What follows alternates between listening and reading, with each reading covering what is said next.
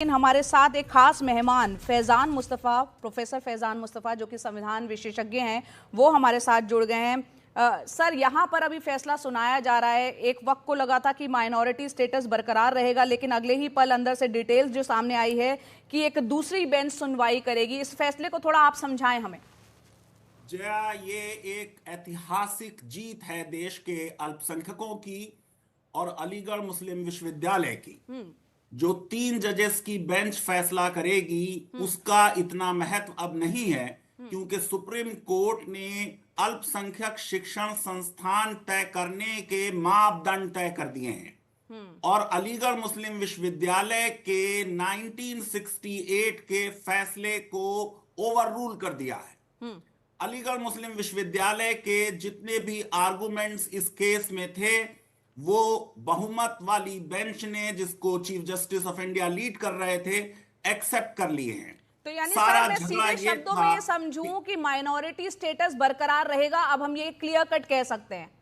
नहीं, minority status बरकरार है, क्योंकि उसकी वजह यह है, आप सोचिए हाँ। कि जब 1968 का जजमेंट सुप्रीम कोर्ट ने ओवर रूल कर दिया जी बिल्कुल। और इलाहाबाद हाई कोर्ट ने 1968 के जजमेंट के बिना पर 81 के लॉ को क्वैश किया था। हाँ हाँ। तो अगर वो जजमेंट ओवर रूल हो गया तो 81 का लॉ अपने आप वैलिडेट हो गया। लागू हो जाता है तो जी। जैसे ही वो लॉ वैलिडेट हुआ तो अब 3 जजेस की बेंच के सामने कोई और चारा नहीं होगा कि वो ये कहें कि 7 जजेस की बेंच ने जो मापदंड तय किए हैं वो सारे मापदंड अलीगढ़ पूरा करता है। देखिए, सबसे खास बात ये थी हाँ। कि क्या अलीगढ़ मुस्लिम विश्वविद्यालय 1920 में एक नया संस्थान की तरह वजूद में आया, या इसको देखने के लिए कि ये अल्पसंख्यक शिक्षण संस्थान है, हमको 1877 में देखना होगा, जब सर सैयद अहमद खान ने ये इनिशिएटिव लिया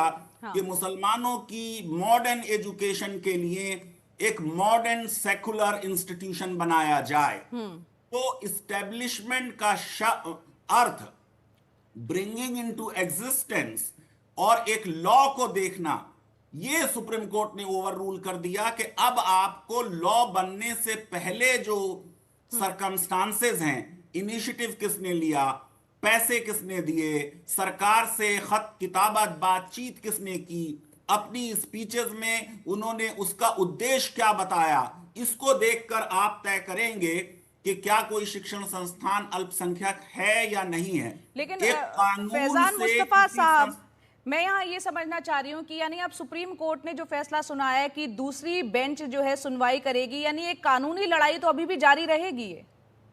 ये कानूनी लड़ाई इन द सेंस, क्योंकि सुप्रीम कोर्ट की जो 7 जजेस की बेंच है जया, हाँ। वो आमतौर से फैसले नहीं करती, कानून बताती हैं। उनसे कानून पूछा गया था कि क्या 1968 का जजमेंट जो है वो सही है या नहीं है। सुप्रीम कोर्ट ने कह दिया 68 का जजमेंट सही नहीं है।